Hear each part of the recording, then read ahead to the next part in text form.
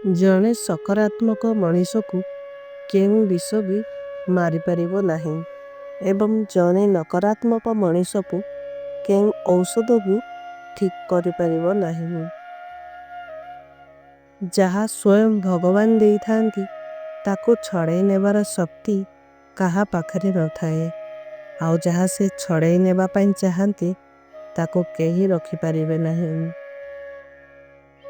ରାଗୁଥିବା ମଣିଷ ରାଗ ସମୟରେ ତ ବହୁତ କିଛି କହିଦିଏ, କିନ୍ତୁ ରାଗ ଶାନ୍ତ ହେଲେ ସେ ହିଁ ସବୁଠାରୁ ଅଧିକ କଷ୍ଟ ପାଏ। ବୁଝେଇବାର ଗୋଟିଏ ସୀମା ଥାଏ, ସହିବାର ବି ଗୋଟିଏ ସୀମା ଥାଏ। ଯେତେବେଳେ ଏ ଦୁଇଟା ସୀମା ପାର ହୋଇଯାଏ ସବୁ ସମ୍ପର୍କ ସେଇଟାରେ ହିଁ ସରିଯାଏ। କିଛି ଭୁଲ ମଣିଷକୁ ବହୁତ କିଛି ଶିଖାଇ ଦିଏ, କିଛି ଅଭିମାନ ମଣିଷକୁ ପର କରିଦିଏ, କିଛି କଷ୍ଟ ମଣିଷକୁ ପଥର କରିଦିଏ, ଆଉ କିଛି ବାସ୍ତବତା ମଣିଷକୁ ବହୁତ ବଦଳେଇ ଦେଇଥାଏ। ଜୀବନରେ କୌଣସି ବି ରାସ୍ତା ନିଜେ ନିଜେ ତିଆରି ହୁଏ ନାହିଁ, ସେହି ରାସ୍ତାକୁ ମଣିଷ ହିଁ ତିଆରି କରେ। ମଣିଷ ଯେମିତି ରାସ୍ତା ତିଆରି କରିଥାଏ ସେହିପରି ଗନ୍ତବ୍ୟ ସ୍ଥଳରେ ପହଞ୍ଚିଥାଏ।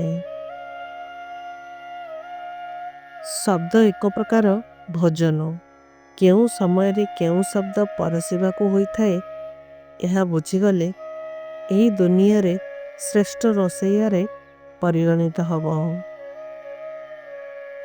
ମନେ ରଖନ୍ତୁ, ନଇଁବାର ଅର୍ଥ ଏହା କଦାପି ନୁହେଁ କି ଆପଣ ନିଜର ସମ୍ମାନ ହରାଇଦେଲେ।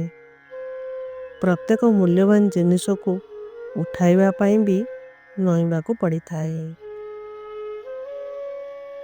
ସହନଶୀଳତା ଏକ ମୂଲ୍ୟବାନ ଗୁଣ ଅଟେ, କିନ୍ତୁ ନିଜର ଆତ୍ମସମ୍ମାନକୁ ହଜେଇ ଦେଇ ସହିଲେ ତାହା ମୃତ୍ୟୁ ସାଙ୍ଗରେ ସମାନ ହୋଇଥାଏ।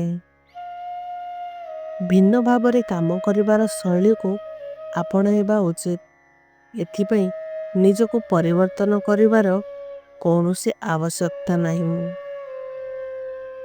ବୟସରେ କିଏ ବଡ଼ ହୋଇଥାଏ କିଏ ସାନ, ପ୍ରକୃତରେ ବଡ଼ ସେ ହିଁ ହୋଇଥାଏ ଯାହା ହୃଦୟରେ ସମସ୍ତଙ୍କ ପାଇଁ ପ୍ରେମ, ସ୍ନେହ ଓ ସମ୍ମାନର ଭାବନା ରହିଥାଏ।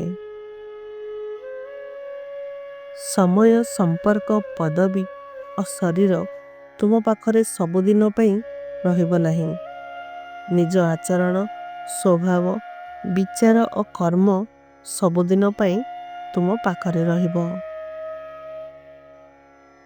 ଗୋଟିଏ ଫୁଲକୁ ନେଇ ମାଳା ହୁଏ ନା, ଗୋଟିଏ ବହିକୁ ନେଇ ଲାଇବ୍ରେରୀ ହୁଏ ନା, ଗୋଟିଏ ଗଛକୁ ନେଇ ବଗିଚା ହୁଏ ନା, କିନ୍ତୁ ଜୀବନକୁ ବଦଳାଇ ଦେବା ପାଇଁ ଜଣେ ଭଲ ବନ୍ଧୁ ହିଁ ଯଥେଷ୍ଟ ହୋଇଥାଏ। ସେହି ଲୋକ ଉପରେ କେବେ ବି ବିଶ୍ୱାସ ରଖ ନାହିଁ ଯାହାର ଭାବନା ସମୟ ସହିତ ବଦଳିଯାଏ। ସେହି ଲୋକ ଉପରେ ବିଶ୍ୱାସ ରଖ ଯିଏ ତୁମର ଭଲ ହେଉ କି ମନ୍ଦ ସବୁ ସମୟରେ ତୁମ ପାଖରେ ଠିଆ ହୋଇଥିବ।